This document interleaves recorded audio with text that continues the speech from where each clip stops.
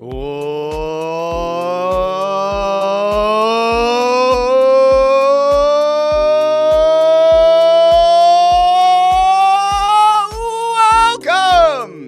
into the Russ Joy Show. I'm Russ Joy. You figured that out because you're smart. It's also the name of the show. Oh boy. Happy Friday, everybody. Don't expect a very long show today. I just found out that I have a dentist appointment. Uh-oh. Get these pearly whites all gussied up, for, you gotta make sure dental health is important. Otherwise, you get that terrible gum disease known as gingivitis. Welcome into the show. It's a huge week. Obviously, a massive weekend. Why? Because your team, your town, your Philadelphia Eagles are going into the wild card round, taking on a Green Bay Packers team that apparently everyone, well, not everyone, but a lot of the national media pundits believe will pull off an upset. Now I am left with many questions on this fine morning, including what happened to all of the Jalen Hurts fearmongers, all the people who tried to sound the alarms, raise the flags, put the flags at half-mast. They were all worried about, Jalen's not practicing. I guess it means we're screwed. We have no chance. We're all going to die.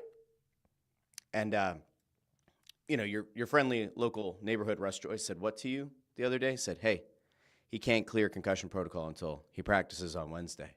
And I'm gonna throw this out here real quick because you've probably seen this by now, but just in case you haven't, I don't know if you noticed this or not, but the young man has been out on the field the last few days practicing. Here's a not even a Zapruder film. This is from Dave Zangaro. Here's Jalen Hurts out there on the field, Lincoln Financial Field. He's been participating in practices. I know a lot of people were worried, and I get it. And I know that a lot of what happens in this game could, in fact, hinge on whether or not Jalen Hurts plays. And if Jalen Hurts is able to be at 100% and yada, yada, yada. Guys, he's going to play. It's going to happen. And we can all take a deep freaking breath and move on with our day. I can't believe the amount of nonsense that we've had to endure this week around whether or not he was going to play and what it was going to mean. Now, I could take you back to a day ago, almost 24 hours ago, where Adam Schefter reported over on Get Up that Jalen Hurts is still technically in concussion protocol, but it would appear as though we're getting closer and closer. Now, if something were to change between now and Sunday, all right. But as of right now, no.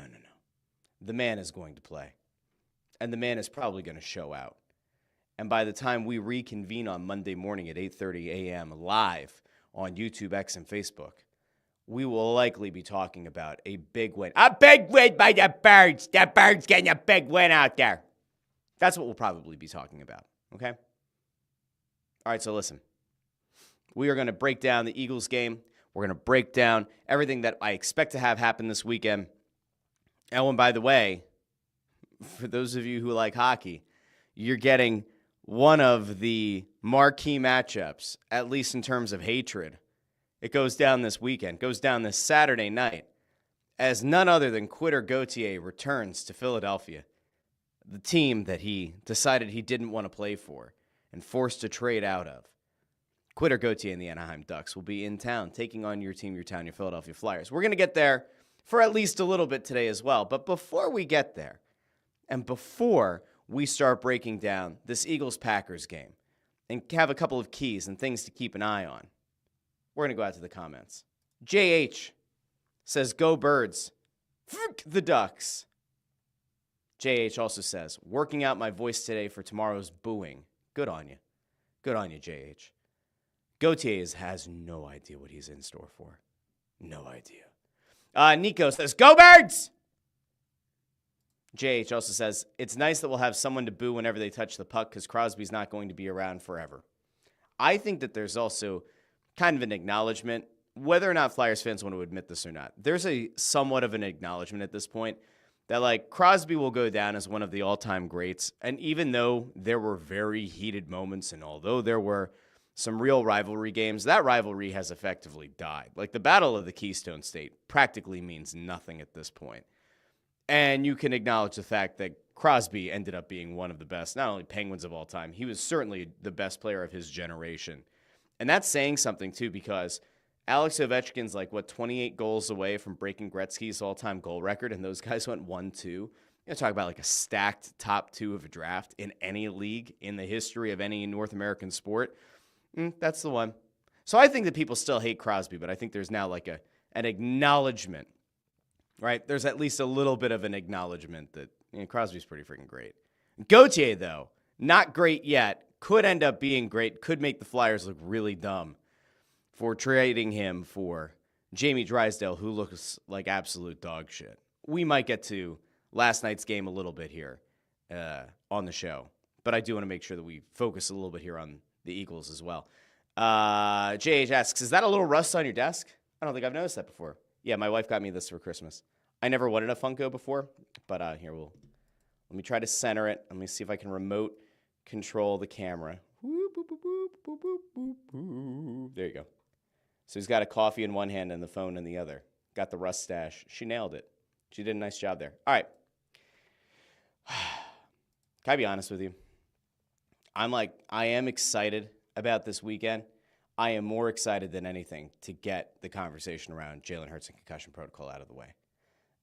Nico says over on YouTube, rest in peace, Penn State. Can I tell you that, in watching the Orange Bowl, I was trolling intern Andrew. So if you watch the Press Row show, you have an idea how this works. Anytime intern Andrew has to watch Penn State and either myself or Bundy or Ant are around, we troll intern Andrew the whole time. And I'm pretty sure that this year Penn State didn't have a single win when any of us were together. Last night's game, I don't like Notre Dame. I don't actively cheer for Penn State like I did when I was a kid. But I would have been fine with Penn State winning. The end of that game was just catastrophic. Penn State has the lead. They blow the lead. They get the ball back.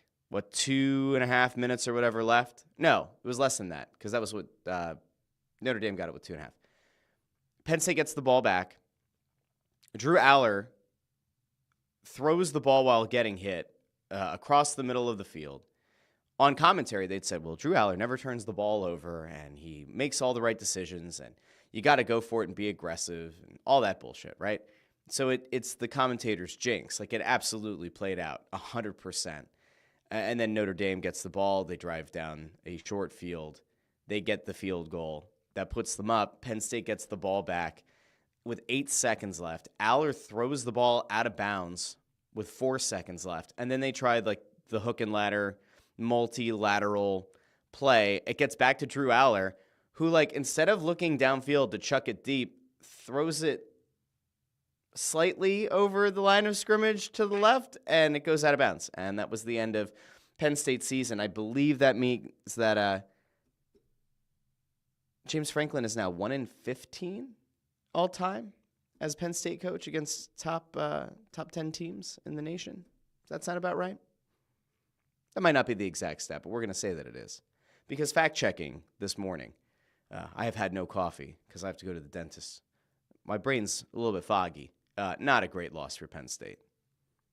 I can't even pin that loss on James Franklin, though. Usually there are 2 or 3 really stupid, boneheaded decisions that James Franklin makes in the course of a game. And last night, I didn't even feel like that was the case. Last night, I legitimately felt like Drew Aller cost them that game because it was a terrible decision. Why you're throwing in that situation, I don't know. If you're Aller, just take the sack. There's no reason to throw it across the middle of the field.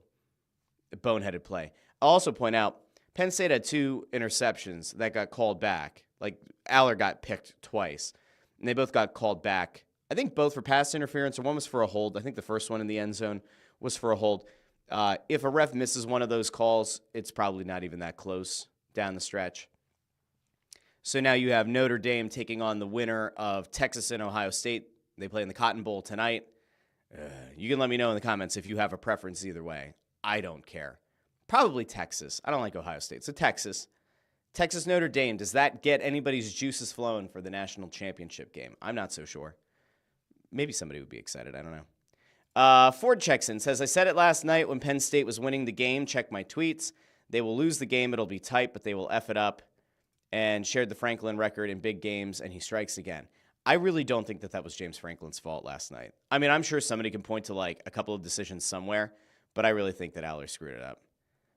Jamie says, I wish I was surprised by the ending by Drew Aller, but I'm not. C-Mac in all caps. Notre Dame crushes Andrew Solid. This is how you start the show. Ha ha ha ha ha ha. Yeah, poor intern Andrew. I did. Landris asks, have we ordered a wellness check for intern Andrew this morning? Yeah, we checked on him last night. And he said, we were making the joke about how he's spoiled games for Bundy before. And so I'm like, I'm sorry, intern. And he goes, why? What happened? I have the game on DVR. He wasn't serious. He's probably crying this morning. Though, if you watch the Press Row show, you know that intern Andrew got his second grade project that had had John LeClaire's picture in it. And LeClaire autographed it and left him a message, which I will not disclose here unless intern Andrew wants to put it on the record. But LeClaire left him a nice message in his second grade project that he's legitimately carried around in his backpack to every Snow the Goalie and the Press Row show for over a year on the hopes that he would get to show it to John LeClaire, kind of as a joke. But it was a beautiful moment. Chase B checks in over on YouTube, says, my hate for Crosby will never fade. I think it has faded for a lot of people. Chase, you can keep that hatred in your heart. And says, my hate for Cutter won't ever fade. Yeah, I think that Gauthier is going to end up being more hated than Crosby when it's all said and done. That might be a little bit too bold. Maybe. Nico says, Drew Aller, you are a New York Giant. Oh, God.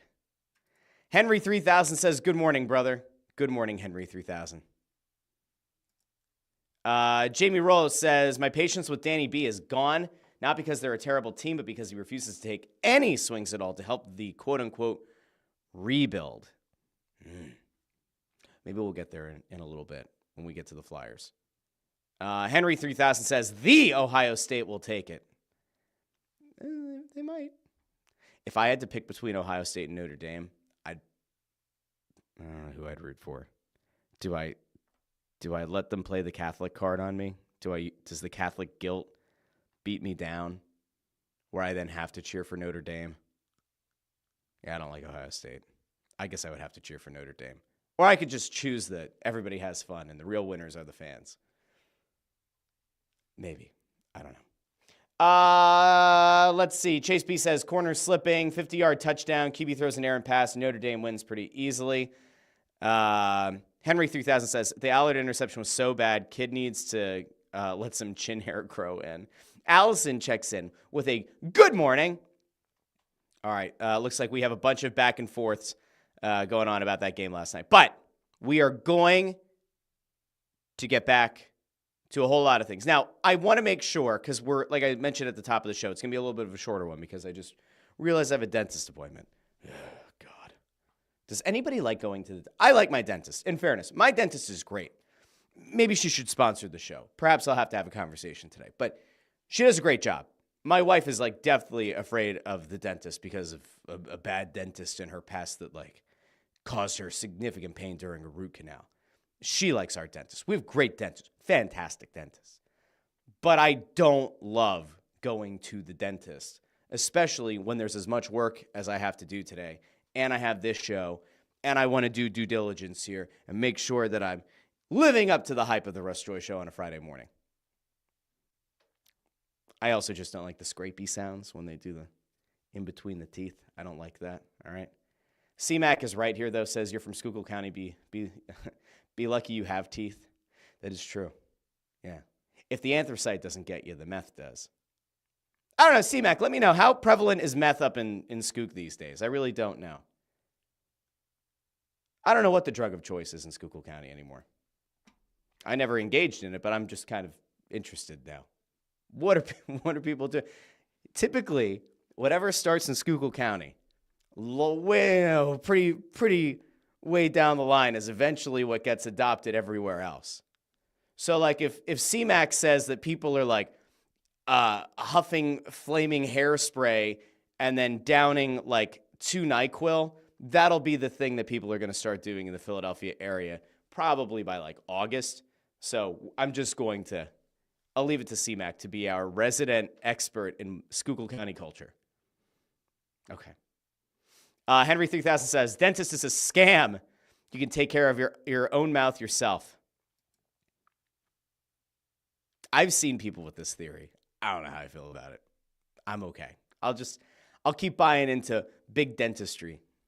All right, anyway, let's get to this weekend. I mentioned at the start of the show that one of the things I'm looking the most forward to is the end of what's going to happen with Jalen Hurts? Is he going to play? What does it mean for the Eagles? All this bullshit. Like, it's been driving me nuts. And I went for a goosey gander because all I could wonder is where do the national media pundits land right now, whether Hurts is healthy or not? What do they think about the likelihood of the Eagles winning at home? Now, remember, there's supposed to be a snowstorm. Now, I haven't looked in a while. I'm actually going to, let's do this in real time. There's supposed to be a snowstorm, or at least there was supposed to be a snowstorm on Saturday. And now I'm genuinely interested in finding out what kind of precipitation we're getting. Are we getting ice? Are we getting snow? Oh, now it says there's nothing on Saturday, but Sunday. Hold on. It thinks I'm in Houston, Texas. I am not in Houston, Texas. Apparently, that's the last time I looked at weather.com. I was like, I don't think that's right, weather.com. Hold on a second. Here we go. In Philadelphia tomorrow, 18% chance of precipitation. It looks like that has mostly gone away. We're getting some snow tonight, Friday night. But okay, that takes that variable out. Now, I want to go over to what some of the national media had to say about Jalen Hurts and about the Eagles, okay? Because the Eagles have been hovering around a 4.5-point favorite on Sunday. They put together an incredible winning streak. They beat Green Bay in the Brazil game. Green Bay is kind of beaten up, especially at wideout. One would think that with home field advantage and a strong Eagles team that has been one of, if not the best team in the NFC all year, it stands to reason that the Eagles should be a 4.5-point favorite. But, well, I'll tell you what. There's one person at FS1 who does not believe that the Eagles are going to win this game. It's not Emmanuel Acho, and it's not Joy Taylor. But it is somebody else who works at that station. And we're going to bring him up. I want you to see if you can identify him by his voice. Remember, this was a guy who once was on ESPN, and I forget what happened there, but he ended up off, and now he's kind of on the land of misfit toys at FS1. Here's this guy. Do you think Philly deserves to be almost 5-point favorites? No. They should be 3-point favorites. Wow. That's a bold take by Chris Broussard. They should be 3-point favorites. Whew. I think Green Bay is going to win this game. But Philly, look, regardless of what the reports were about yesterday, Jalen Hurts hasn't played in a month. And I would think he's not a great passer when he's in rhythm. Wow. And so, as far as, over the course of a season. So I think bold. He's going to be rusty. So, okay, hold on a second. So he says the Eagles should only be a 3-point favorite, but then also says the Eagles are going to lose this game and that Jalen Hurts isn't a good passer even when he's in rhythm. Wow, okay. Very interesting. All right, let's keep going.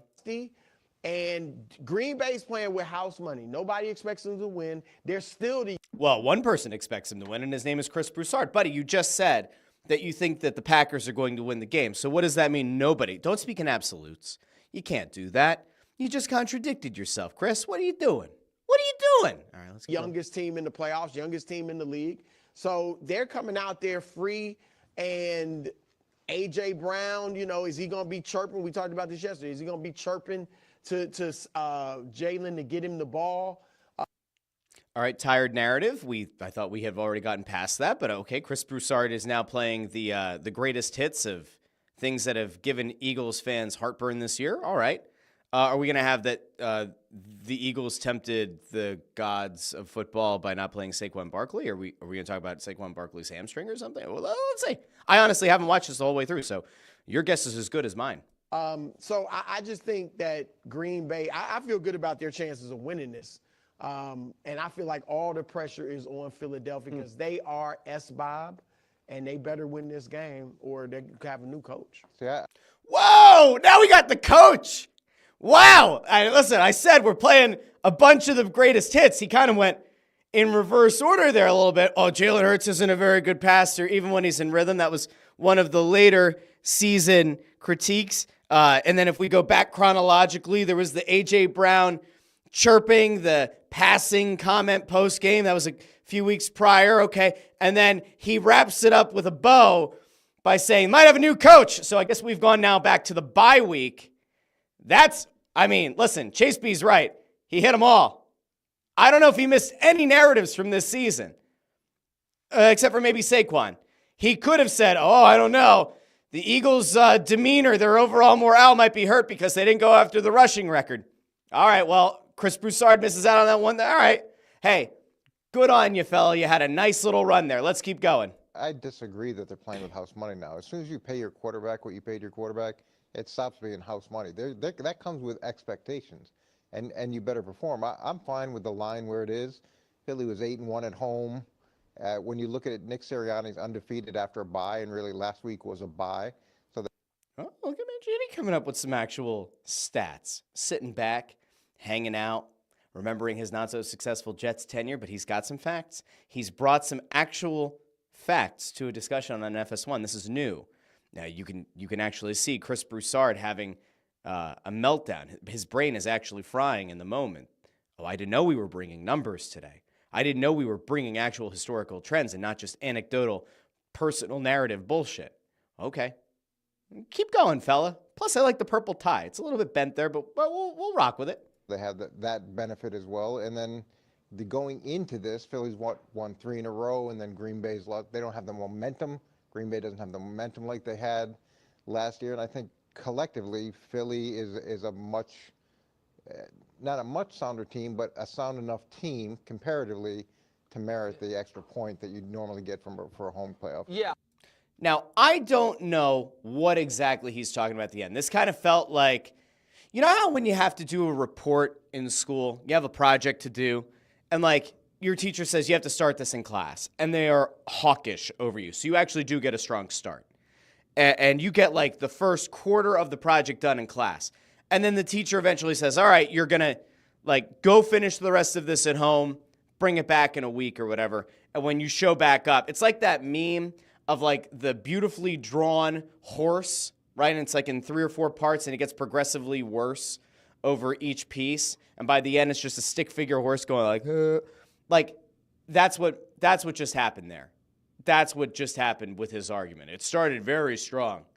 It was a well-shaded 3D interpretation of a horse's ass, and then it got a little bit worse. And by the end, what exactly does that mean? The Eagles aren't really that much of a more sound team than the Packers. What does that mean? This is a team that 2 years ago made a Super Bowl. It is a team that last year collapsed down the stretch. It is a team that had significant questions in week 5 in the bye week that had people like me saying, is this coach really the answer?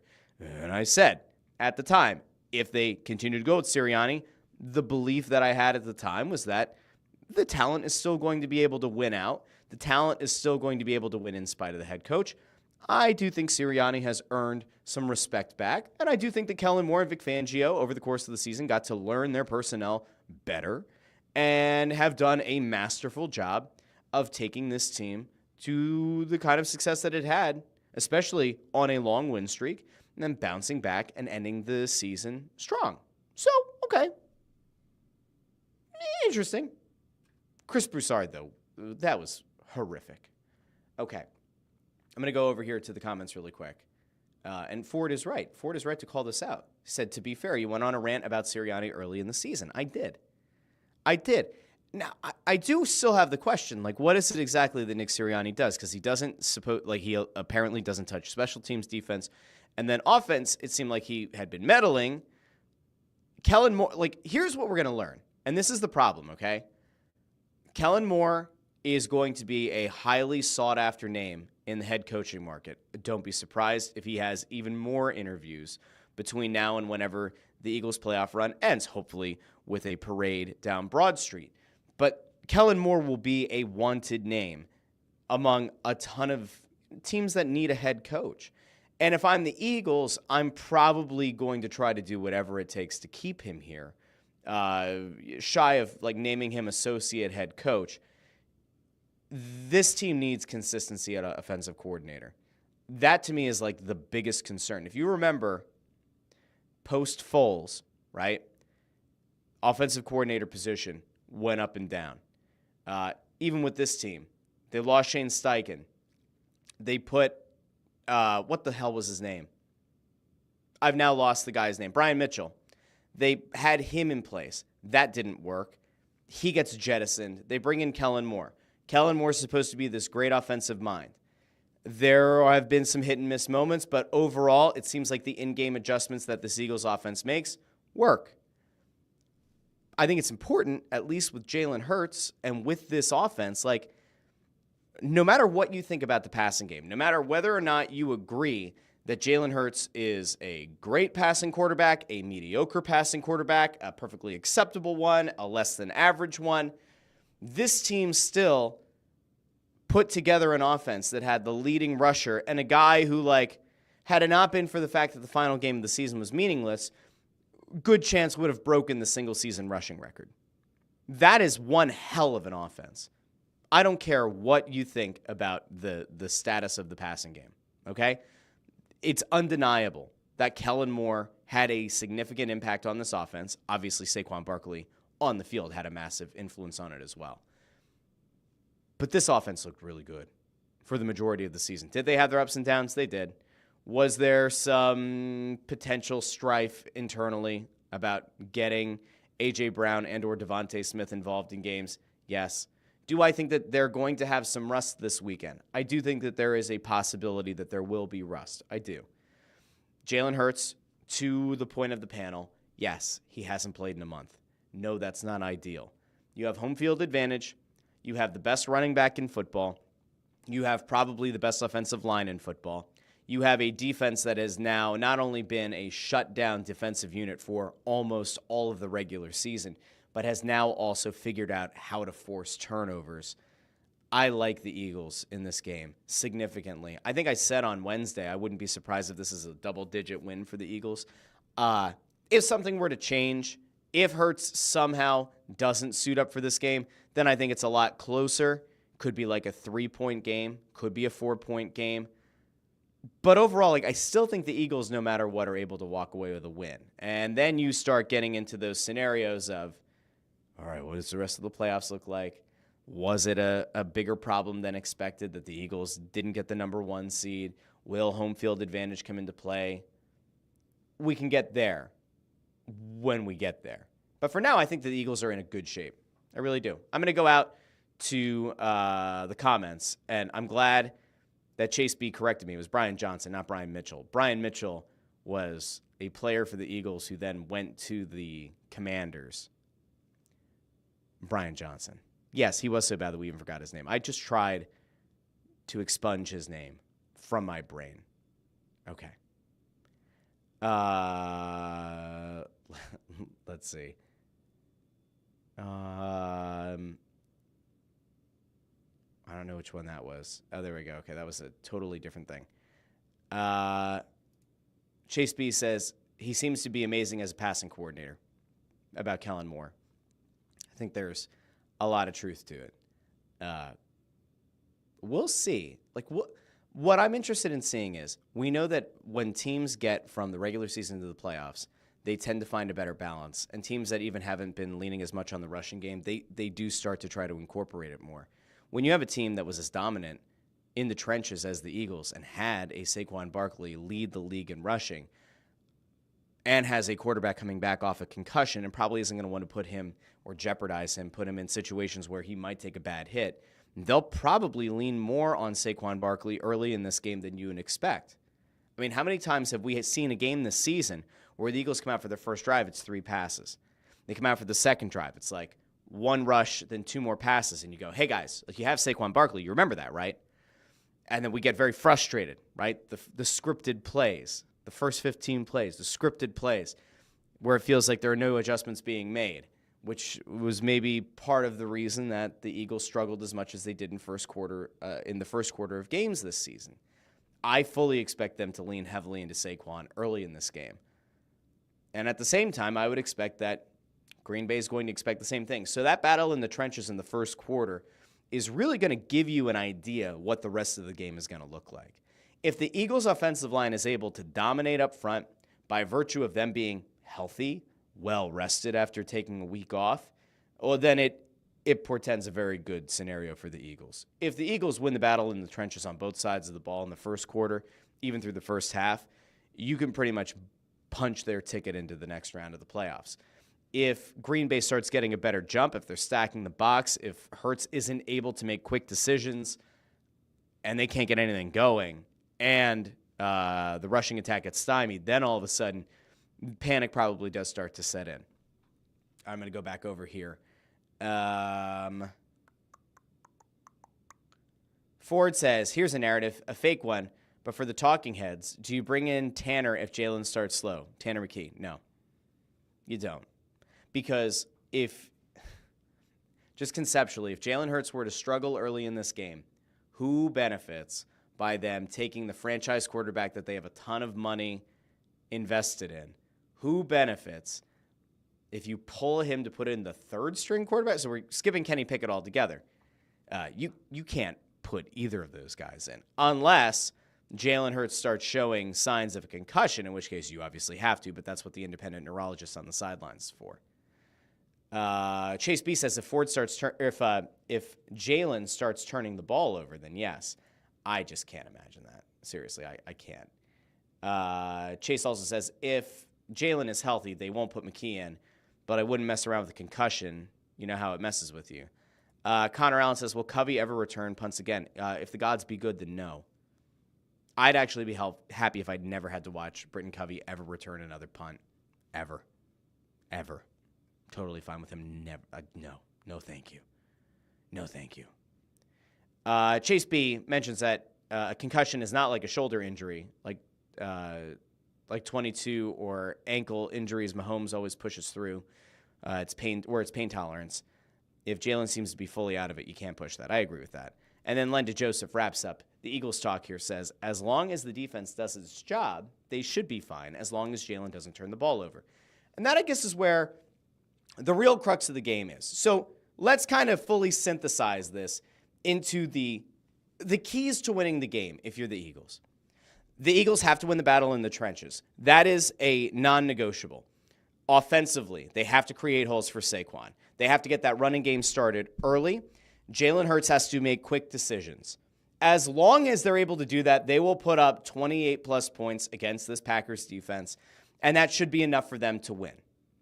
Now, defensively, they also need to win the battle in the trenches because if they're able to get pressure on Jordan Love, who has a depleted wide receiving core, all of a sudden, that defensive line can then start to hone in on stopping Josh Jacobs. And if you're able to stop Josh Jacobs, there's not a whole lot going on with that Green Bay offense.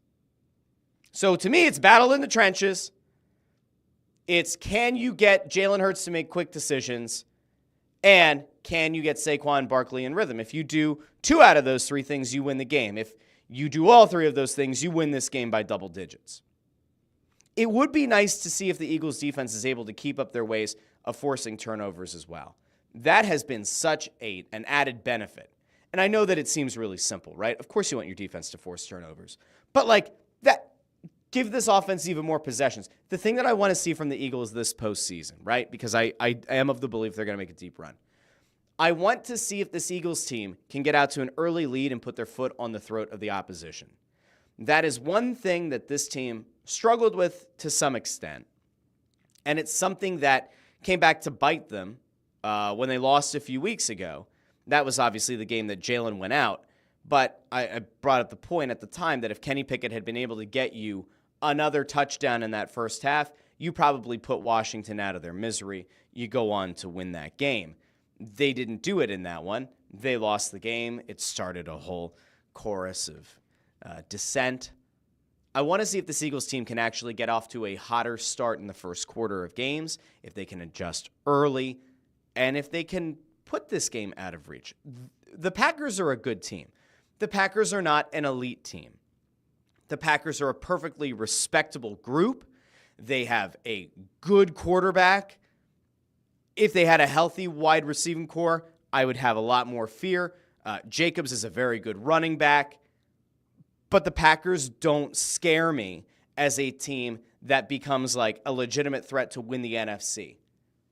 The Eagles should be a team that could either win or at least end up in the NFC Championship game. I'm fairly confident in this weekend. Unless something goes wrong with Jalen Hurts. And then in that case, it's going to be a lot closer than any of us want. Okay. Ford asks, to the people, does anyone here think the Eagles will win the conference? I do. I think there's a very good chance the Eagles make it to the Super Bowl. But it all starts on Sunday. And as we always say, just go out and win this game. We're only focused on this week. You take it 1 week at a time. Peter says, smash that like button. I don't know how many likes are on the video right now. Don't forget, if you're over on the Joy Media YouTube account instead of the Russ Joy Show one, you can like the video, share the video, subscribe over on Joy Media. But I'd say, come on over to the Russ Joy Show. That's where a lot of the commenters are. That's where most of them live during the course of the show. Chase B says, the Eagles are as good, if not better. Just think it's the Lions' year. I think the Lions look really good. If you want to make a case that the Lions look like a team of destiny, and you're a big Dan Campbell believer, I can't fault you. I think the Eagles versus Lions would be a hell of an NFC championship game. That's ultimately what I'm rooting for. I know that there are some people who are like, no, you want to see the best teams get knocked out. No, I'd like to see my team go up against the best the conference has to offer. Now, do I want to see Kansas City get to another Super Bowl? No. Do I think Kansas City is the best team in the AFC? They just have the winning DNA. Like, in theory, heads up, could the Ravens beat the Chiefs? Yes. Could the Bills beat the Chiefs? Yes. Will they? I don't bet against Patrick Mahomes and Andy Reid and that dynasty. I don't bet against them. Nope. It's to a lesser extent, right? I always say, as long as the Penguins have Crosby and Malkin, it's very hard for me to say that the Penguins are DED dead, right? Even if everything about recent history says that they are not a contending team, when you still have that kind of winning DNA, it's hard for me to pick against them. I don't want to see Kansas City get to the Super Bowl, but if they do, it'll mean that they were the best team coming out of the AFC. And in that case, if you're the Eagles and you can get some revenge, excellent. I did see, and I don't have it queued up here, but Jason Kelsey was on the WIP morning show, I believe, yesterday. And he was asked, what happens if the Eagles and the Chiefs meet in the Super Bowl? Who are you going to cheer for? And he said that he thinks that it's going to kind of be like how his mom had to handle it. But ultimately, he lives here. He played for the Eagles. He might not still be on the team, but he would still root for the Eagles, and he would root for his brother. Essentially, like, I hope both offenses go out and have a good game. And that he's going to feel good for whoever wins and also feel bad for whoever loses. So, there you go. Anyway, let's keep going. I see this thing by Obozo, and I'm a little bit worried. And I think he's talking about Joy Taylor as the second part, and we're just not going to bring it up. I'm not playing that game today. Absolutely not. The Joy Taylor thing was enough. Ford also points out the prognosticators are picking Ravens to play the Lions. That'd be a hell of a Super Bowl. But I really do think that the Eagles are going to make it there in the NFC. Okay. Last thing before we go.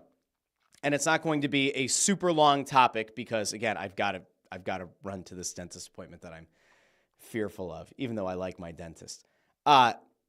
If you're a Flyers fan, this weekend is maybe the last thing that you have to look forward to this season. I'm not trying to be a defeatist here. I'm not trying to be a pessimist, okay?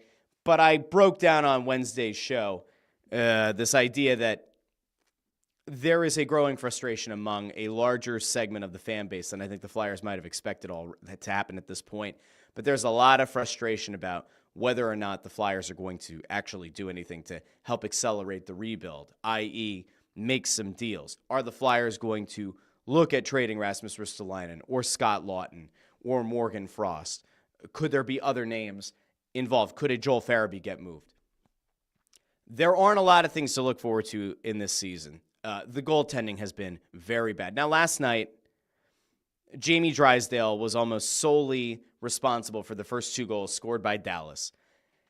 Jamie Drysdale looks horrible. Like, there is no way on this earth, none, that you can make a case right now that the Flyers benefited, at least from the player perspective, of trading Cutter Gauthier for Jamie Drysdale. That ain't even on the table right now. Gauthier has not lit up the world by any stretch in Anaheim, but he's still young. Drysdale's still young as well, but Drysdale looks like dog shit.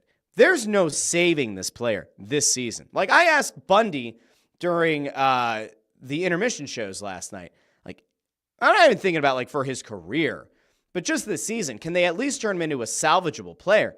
He doesn't even look like capable of that. People are like, oh, well, the skating. What about his ability on the power play? Could he at least contribute there? No, he can't.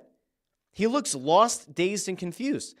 If you didn't like Shane Gostisbehere, right? Like, let's just say conceptually, you're like, oh, Ghost pisses me off because he's a PowerPoint specialist but sucks at even strength. Drysdale's that, except he's not even that dangerous on the power play. He looks lost. He's often flat-footed. He's late to react to things. He doesn't even look like an NHL defenseman at this point.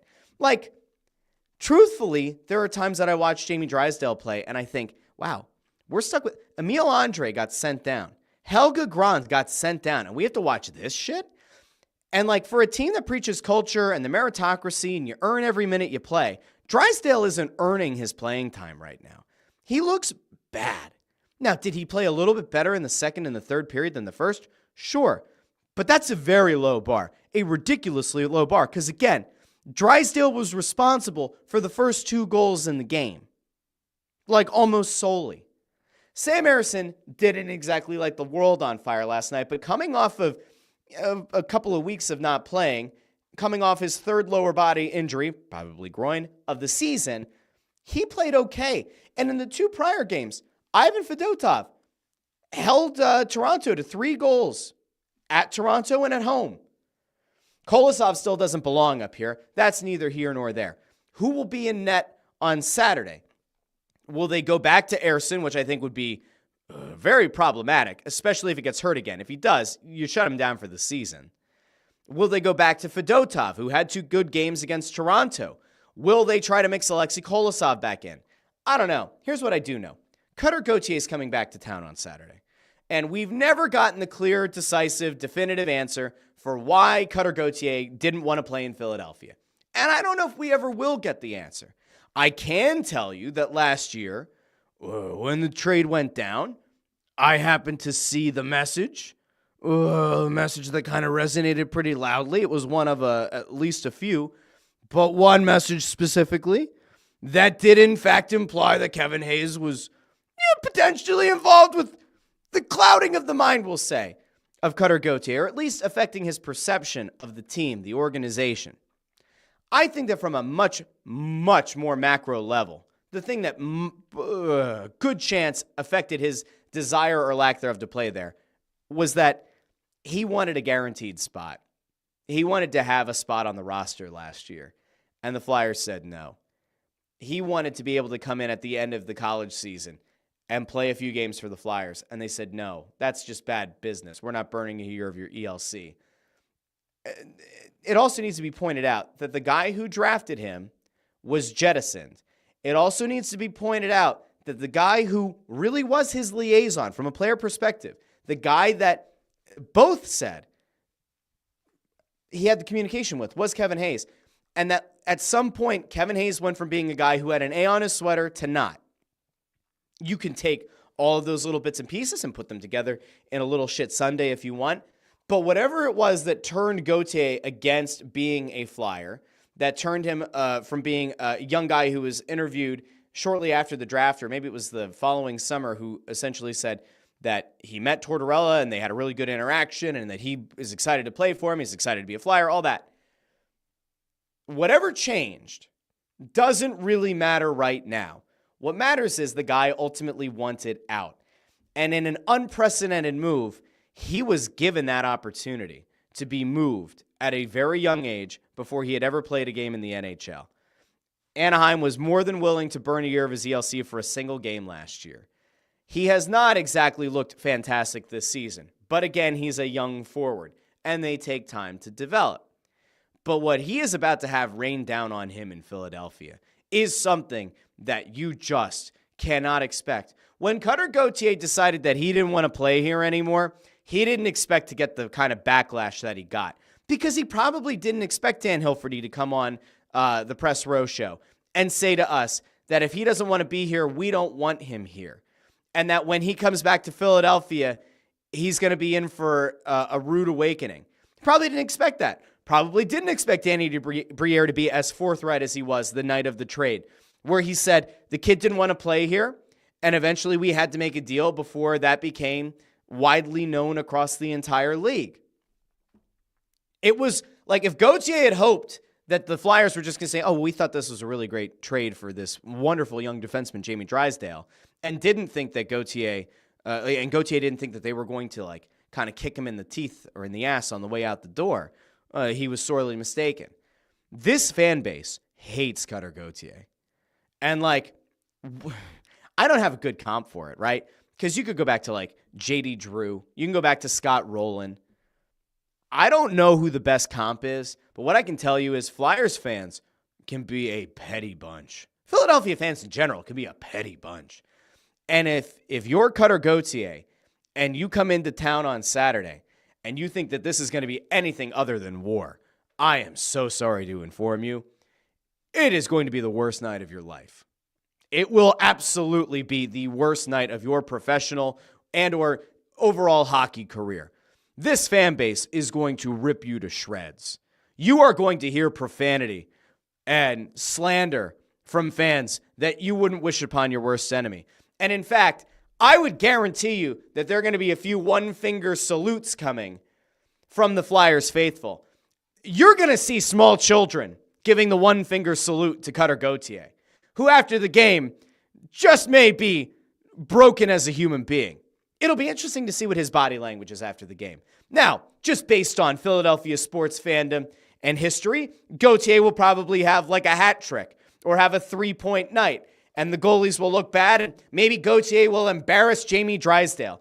What would ultimately be the biggest punch to the nutsack in the history of, at least the recent history of the Flyers, is if Gauthier flat out embarrasses Jamie Drysdale and pots a goal. That would be bad. Okay? What would be even worse is if he does it against Alexei Kolosov, who for some reason is still up here and has effectively been guaranteed a spot on this roster despite the fact that he should be down in the AHL developing. And then you could kind of point out the hypocrisy perhaps of not guaranteeing your top North American prospect a spot on the roster, but you keep this young Belarusian goalie who doesn't belong at this level. That would be your worst case scenario. If there's one thing that Danny Briere and Keith Jones probably would like to avoid, it's Cutter Gauthier embarrassing Jamie Drysdale and potting a goal against Alexei Kolosov, which is why I don't think Kolosov will be in net tomorrow. They can't do shit about Drysdale. He looks bad. There's just nothing they can do. Except maybe bench him. But can you imagine the optics loss if they bench Jamie Drysdale against his former team? Like, they can't do it. I am still convinced the big reason why Jamie Drysdale is still in the lineup is the PR hit. They cannot afford to have Jamie Drysdale sitting in the press box as the guy who was the centerpiece of the Gauthier trade. They just can't. And they certainly can't afford it tomorrow. Now, if you're the Flyers, do you perhaps find an injury that Jamie Drysdale has been nursing or playing through to try to give plausible deniability and say he has an upper body injury instead of just being a healthy scratch? I don't know. But I'll tell you what, there's almost no chance Drysdale looks good tomorrow. And there's a better than zero chance that Gauthier looks at least like a passable pro. But we'll see. I am excited for Saturday night. I'm obviously even more excited for Sunday night as the Eagles take on the Packers. And I see there are a lot of comments over here, and usually this is a point in the show where I go back to the comments and everything, but I do need to head out of here. But Obozo calls Drysdale the new Nolan Patrick, meaning that he's a bust. Allison says, what is the likelihood they win on Saturday? How much will the fans be pissed if they lose? Fans are going to be pissed if they lose. They're especially going to be pissed if Gauthier is a positive in the game. Like if Gauthier contributes to a win, the boos will very quickly rain down on the Flyers. Let me see if I can get to anything else here. Landrew says, I think Drysdale was better later on in the game. Shouldn't be playing over Andre. He was better in the second and third. But again, when you're solely responsible for the first two goals of the game, it's not exactly a high bar. Emil Andre should be up here. Helga Grans, I could even say, probably should get another look at some point. Connor Allen asks, does William Cutter have this game circled on his calendar? It's funny because when they played in Anaheim, he said that this was a game that he had circled on his calendar, that the one in Anaheim, and then he had a big old 0 points in that one. Linda Joseph says, Drysdale is a symptom of a bigger issue, and that is this organization cannot develop homegrown D-men. Every all-star D-man this team has had in the last 40 years has been traded or signed. Provorov was the guy that like they really had high hopes for. They played until the wheels fell off, and he just wasn't that guy. All right, with that, I'm going to end the show for today. If you're a pro wrestling fan, I dropped a new It's Just Wrestling. I'll put the logo up here in the corner for a second. This is the logo that you're looking for. It's available wherever you get your podcasts, Apple Podcasts, Spotify, Pandora, Amazon Music. I might not have actually put it in the podcast feeds there last night. I need to do that this morning if I haven't already. But it is available over on YouTube, X, and Facebook. Go subscribe to it. Broke down Raw on Netflix. Broke down a mess of a Rock promo on Monday, a backtracking on Tuesday, and then whatever AEW Dynamite was this Wednesday. I was very hot and cold on it. So if you're a pro wrestling fan, go check that show out. We'll be back on Saturday for the Press Row Show on the Snow the Goalie channels. So make sure if you haven't done so already, you go subscribe to Snow the Goalie wherever you get your podcasts. Dropped a bonus episode from pregame the other night with Adam Kimmelman where he broke down how the Flyers prospects looked at World Juniors. And I'm actually going to take last night's pregame segment that had John LeClaire on the show. He got into working with Matt Mishkov, talking more about coaching him, about working with him, about the Fire, about what LeClaire believes is going to be a future star in this league. So I promise it'll be worth checking out. But until Monday, this has been the Russ Joy Show, and I've been Russ Joy, but you knew that already because you're smart and it's also the name of the show. Talk to all of you Monday. Let's hope the Eagles have a great game on Sunday, and we get to look to the next round. If not, I'll be here anyway. And it's going to be a very interesting show. It'll be interesting either way. Make sure you come back. Like this video, share the video, subscribe. I'll talk to all of you Monday here on The Russ Joy Show. Have a great rest of your day, everyone. Talk to you soon.